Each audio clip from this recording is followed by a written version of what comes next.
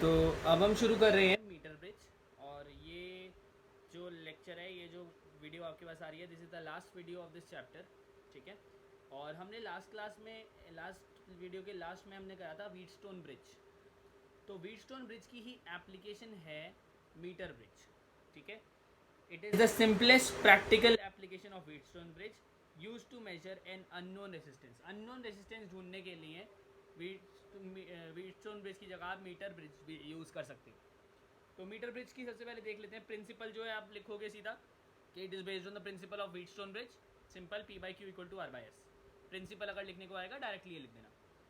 फिर देखते हैं इसकी कंस्ट्रक्शन। तो कंस्ट्रक्शन में क्या होता है, एक 1 मीटर लॉन्ग मैंगनीन वायर होती है यूनिफॉर्म क्रॉस सेक्शन एरिया की। 1 मीटर लॉन्ग वायर है ए से C. 1 metre is equal to 100 centimetres. तो इसी वायर के नीचे एक स्केल या फुट्टा भी लगा होता है ब्राउन से कलर का, वो लकड़ी वाला। ठीक है ना, वो लगा होता है। आप लोग जब अभी क्लासेस में जाओगे तो देखोगे मीटर ब्रिज को, तो वहाँ पे आपको दिख जाएगा वो स्केल लगा होता है। ठीक है। और इसकी ये होती है एक बात। इसके अलावा दोनों एंड्स जो है वो L shaped thick copper strips A और सी से बॉन्डेड है। ये दोनों कॉपर स्ट्रिप्स हैं एल शेप्ड। ठीक है, ए और सी पॉइंट पे। Between these two copper strips another copper strip is fix so as to provide gaps A B and A B one. ये सब कुछ मतलब यहाँ पे और छोटी छोटी कॉपर स्ट्रिप्स भी होंगी। ठीक है। अननोन रेजिस्टेंस है एस, ये रहा। और एक रेजिस्टेंस बॉक्स है जिसकी रेजिस्टेंस हमें पता है आर। इसके अलावा ये पूरा जो बैटरी, ये पूरा जो सर्किट है उसमें बैटरी है, एप्साइलन इसका सोर्स है, ईएमएफ है। और बस ये चीज़ है। इसके अलावा एक और चीज़ है, यहाँ पे गैल्वेनोमीटर भी लगा हुआ है डी पॉइंट से अगर आप देखें। और गैल्वेनोमीटर जो है वो उसके साथ साथ एक इंस्ट्रूमेंट लगा होता है, तार के आगे एक छोटा सा इतना सी चीज़ लगी होगी, इसे हम कहते हैं जॉकी। ठीक है। अब ये जॉकी को ना हम पूरी तार है मान लेते हैं, 1 मीटर लॉन्ग तार है। एक मिनट रुको, मान लो इतनी बड़ी तार है। ठीक है, ये पूरी तार है। अब जॉकी को हम टच करते चलते हैं ऐसे, जॉकी को टच करते चलते हैं और देखते हैं कहाँ पे जॉकी जो है, कहाँ पे गैल्वेनोमीटर जो है वो जीरो दिखाता है। क्या दिखाता है बेटा? जीरो। जैसे ही गैल्वेनोमीटर जीरो दिखाएगा मतलब गैल्वेनोमीटर में कोई भी डिफ्लेक्शन नहीं होगी, गैल्वेनोमीटर रुक गया, हम जॉकी को वहीं रोक देंगे। मान लेते हैं ये पॉइंट बी पे। तो जहाँ जिस पॉइंट पे गैल्वेनोमीटर रुक गया, जिस पॉइंट पे जीरो डिफ्लेक्शन है, उस चीज़ को हम कहते हैं, ये इसका बैलेंस्ड पॉइंट है। क्या है? Balance point. जैसे ही बैलेंस पॉइंट आता है उस वहाँ पे जॉकी को हम नोट करते हैं ए से बी तक का कितना डिस्टेंस है। ए से बी तक का जो भी डिस्टेंस होता है उसे एल ले लेते हैं। बी से सी तक के डिस्टेंस को 100 माइनस एल ले लेते हैं, क्योंकि टोटल 100 सेंटीमीटर था ना। तो ए से बी, इसलिए नीचे वो लगा रखा है स्केल। तो बी पॉइंट जैसी है, नीचे स्केल पे देखो कौन से पॉइंट पे आ गया। ठीक है, करोगे तो ज़्यादा समझ में आएगा इसमें, ये आ जाता है। अब हम P by Q equal to R by S के प्रिंसिपल पे चल रहे हैं, जो कि व्हीटस्टोन ब्रिज का प्रिंसिपल है। तो पी बाई क्यू जो है वो रेसिस्टेंस ऑफ द वायर है, resistance of A B upon resistance of B C. Resistance जो होता है उसका फॉर्मूला होता है sigma L. Sigma is conductivity into L, length. ठीक है। तो दोनों का सिग्मा एल लगाया, sigma L, sigma 100 minus L, क्योंकि लेंथ इसकी 100 माइनस एल है। सिग्मा से सिग्मा कैंसिल, इसका मतलब पी बाई क्यू क्या बन गया? 100 upon L upon 100 minus L. ठीक है। इसको हम पुट करेंगे यहाँ पे, R by S is equal to L upon 100 minus L. अब ये कहीं पे भी अगर आपको अब यहाँ पे एस की वैल्यू निकालनी है आपको, ठीक है ना। तो एस की वैल्यू कैसे निकालेंगे? एस को इधर ले जाएंगे, 100 एल को इधर ले जाएंगे और एल को नीचे ले जाएंगे। इसका मतलब एस इज इक्वल टू बन जाएगा R 100 minus L upon L. ठीक है।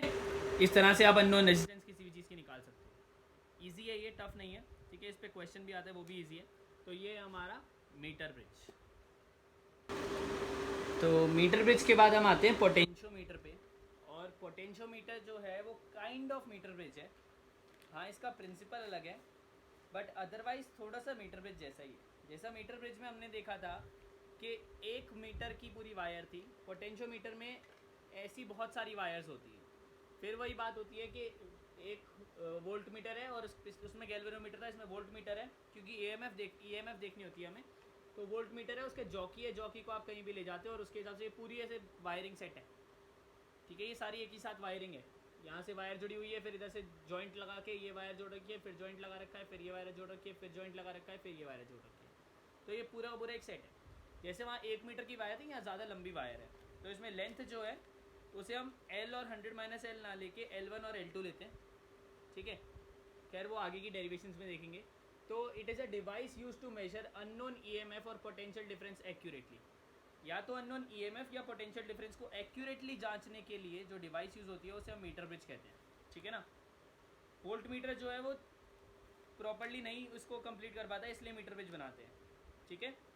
आप लोग देख सकते हो कि इसमें जो वायर है वो 4 से 10 मीटर लॉन्ग होती है, ठीक है, और उनको हम ज्वाइन करते हैं मेटेलिक किसी चीज़ से कि ज्वाइन हो जाए जिससे वायर का करंट पास होते रहे। इसके अलावा इसमें एक रियोस्टैट है, ठीक है, यहाँ पे की है और ये आपकी बैटरी है, ठीक है, और बस जो कि स्लाइड करता है पूरी लेंथ पे। इसका जो प्रिंसिपल है वो है when a current constant current flows through a wire, एक कांस्टेंट करंट फ्लो कर रहा है थ्रू अ वायर जिसकी यूनिफॉर्म क्रॉस सेक्शन एरिया है, वो तो सब है, लेंथ है, वो सब छोड़ दो।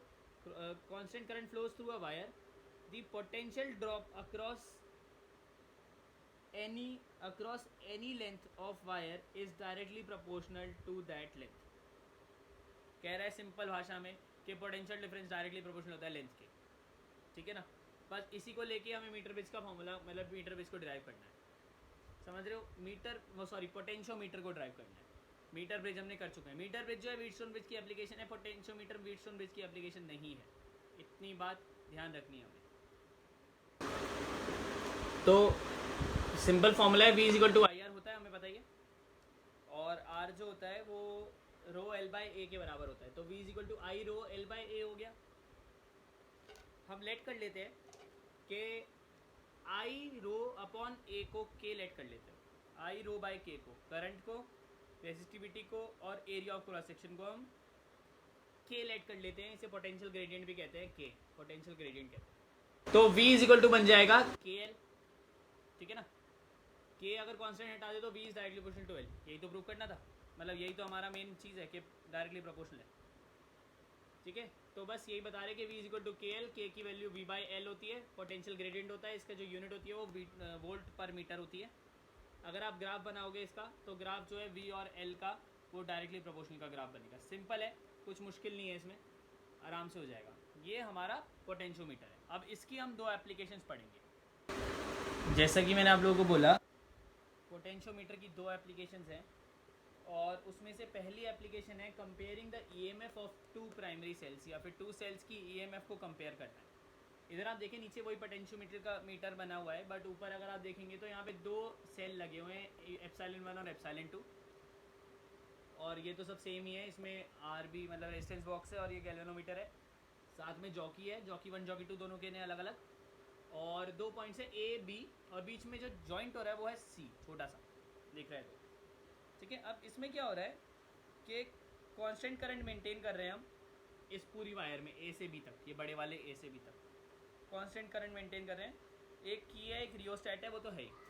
एप्सिलॉन 1 एप्सिलॉन 2 उन दोनों की अलग अलग ईएमएफ्स हैं, और बाकी सब कुछ दिख ही रहा है। तो अब क्या करते हैं हम, सबसे पहले हम सिर्फ और सिर्फ फर्स्ट सेल को, मतलब सेकेंड सेल को हम बंद करके फर्स्ट सेल को चालू कर रहे हैं, ये वाले सेल को चालू कर रहे हैं, तो एप्सिलॉन E1 आ रहा है, ठीक है। अब जॉकी को अगर मूव करा रहे हैं तो जॉकी की जो भी पोजीशन आएगी उसे J1 लेंगे, और जॉकी की पोजीशन मान लेते हैं एक पॉइंट पे आई जहाँ पे पॉइंट L है, तो L को L1 लेंगे, और अब फिर फॉर्मूला आ जाएगा फर्स्ट सेल की वजह से एप्सिलॉन इज इक्वल टू के L1। ऐसे ही सेकेंड सेल ऑन करेंगे, फर्स्ट सेल बंद करेंगे तो फॉर्मूला आ जाएगा एप्सिलॉन इक्वल टू के L2। क्योंकि के दोनों का सेम है, क्योंकि के वायर का होता है पोटेंशियल ग्रेडियंट और सेम ही होता है, तो दोनों को डिवाइड करेंगे E2 by E1 equal to के L2 बाई L1, के L1 के से K cancel L2 by L1, epsilon 2 by epsilon 1 equal to L2 by L1। और फिर हम इससे ईएमएफ निकाल सकते हैं सेकंड की या फर्स्ट की, जिसकी भी आपको पता करनी है, उसमें कोई दिक्कत नहीं है। दोनों में से किसी की भी ईएमएफ निकाल सकते हैं, लेंथ निकाल सकते हैं, जो भी आपको पता करना है, ठीक है। तो बहुत ही सिंपल है इसको comparing EMF of two cells. आप लोगों को मेनली इसकी थियोरी थोड़ी सी ज़्यादा लिखनी पड़ेगी, और ये डायग्राम बनाना पड़ेगा। डेरिवेशन आएगी 2 या 3 नंबर में, तो इसको ध्यान से करना है। ईजी है, मुश्किल नहीं है, बट याद रखना है इसकी पहली एप्लीकेशन नहीं है पोटेंशियोमीटर की। पोटेंशियोमीटर की दूसरी जो एप्लीकेशन है वो है internal resistance of primary cell by a potentiometer. मतलब अब हम सिंगल सेल के उसको देख रहे हैं, सिंगल सेल लगा हुआ है पोटेंशियोमीटर में, और इसके इंटरनल रेजिस्टेंस को हम जांच रहे हैं, ठीक है। तो देखें यहाँ पे सबसे पहले कंस्ट्रक्शन देख लेते हैं। यहाँ पे एक बैटरी लगी हुई है और एक ईएमएफ लगा हुआ है, मतलब एक सेल लगा हुआ है जिसके साथ आपका रेजिस्टेंस बॉक्स RB और K2 इसका की 2 है, सेकंड की है। पहली की K1 जो है वो यहाँ पे है और रियोस्टैट है। ए से भी वही है, ए की जॉकी है, गैल्वेनोमीटर है, बिल्कुल सेम वही चीज़ है जैसे कि होती है। तो इसमें हम क्या कह रहे हैं, K1 को हम क्लोज कर दें और सिर्फ करंट फ्लो करने दें आपका EMF एप्सिलॉन यहाँ से, इसको हम एप्सिलॉन ले लेते हैं। ये वाला फ्लो बंद कर दिया, सिर्फ यहाँ से करंट फ्लो कर रहा है। जब यहाँ से करंट फ्लो करेगा तो बैलेंस पॉइंट आएगा L1 पे, तो epsilon is equal to KL1 हो जाएगा। फिर हम क्या करेंगे, इस बार हम क्लोज कर देंगे K2 को, यहाँ को क्लोज कर दिया और ये खोल दिया, ये वाली साइड, और इस बार जो वोल्टेज है वो आएगी KL2 के बराबर। दोनों को डिवाइड करेंगे, E/V is equal to KL1/KL2, K से K cancel, E/V is equal to L1/L2। अब एप्सिलॉन जो होता है, अगर हम थर्ड चैप्टर को ही, इसी चैप्टर को ही हम पहले थोड़ा सा जाए, तो एप्सिलॉन इज इक्वल टू होता है IR+R और V इज इक्वल टू होता है IR। तो हमने अपॉन में रखा, I से I कैंसिल किया क्योंकि जगह कम थी। आपको करके दिखाना पड़ेगा कि IR+R अपॉन IR, I से I कैंसिल, फिर R+R is equal to L1/L2। अगर इसे अलग अलग कर ले तो 1+R+R/R हो सकता है, इन दोनों में कॉमन ले लें, मतलब R/R प्लस छोटा R/R हो जाएगा, तो 1 प्लस छोटा R/R हो जाएगा इज इक्वल टू L1/L2। छोटा R/R को यहीं रखा, 1 को प्लस वाले 1 को इधर लेके आ गया, माइनस का हो गया, तो R/R is equal to L1/L2 -1। R is equal to, ये छोटा वाला R है क्योंकि ये निकालना है हमको इंटरनल रेजिस्टेंस, बड़ा R ब्रैकेट ओपन, LCM लेंगे L1 - L2/L2। ये हमारा फाइनल फार्मूला बन गया, किसके लिए, आपका पोटेंशियोमीटर की इंटरनल, पोटेंशियोमीटर से दूसरी एप्लीकेशन जो है जो कि इंटरनल रेजिस्टेंस निकालने के लिए, ठीक है ना। तो मीटर ब्रिज जो कि व्हीटस्टोन ब्रिज की एप्लीकेशन है, और पोटेंशियोमीटर, और उसकी फिर 2 एप्लीकेशन, टोटल 4 डेरिवेशन है। इस चैप्टर को यहीं पे हम ख़त्म कर रहे हैं, चैप्टर ख़त्म हो चुका है, this was the last thing. But एक चीज़ है, अभी इसके पोटेंशियोमीटर और मीटर ब्रिज के कुछ न्यूमेरिकल्स वो आपको नेक्स्ट वीडियो के अंदर आएंगे, क्योंकि इनके न्यूमेरिकल्स काफ़ी आते हैं। मैंने किरचॉफ के कराने की कोशिश करी थी, अगर टाइम होगा उस वीडियो में तो मैं किरचॉफ के भी 1-2 ऐड कर दूंगा, बट ये वाले न्यूमेरिकल्स आपको पक्का करने हैं, ठीक है। इसके न्यूमेरिकल्स जो आएंगे नेक्स्ट क्लास में, तो यहाँ तक है। इनकी डेरिवेशंस प्लीज़ लिख के देख लें। फिगर वैसे मैंने सही बनाई है, बट एक बार आप NCERT भी कंसल्ट कर लेंगे। अगर बिल्कुल फ़र्क हो रही होगी तो नहीं बनाएंगे, इसी में से बना लेंगे, क्योंकि ये वैसे सही है। अगर कुछ समझ नहीं आ रहा तो NCERT कंसल्ट कर सकते हो।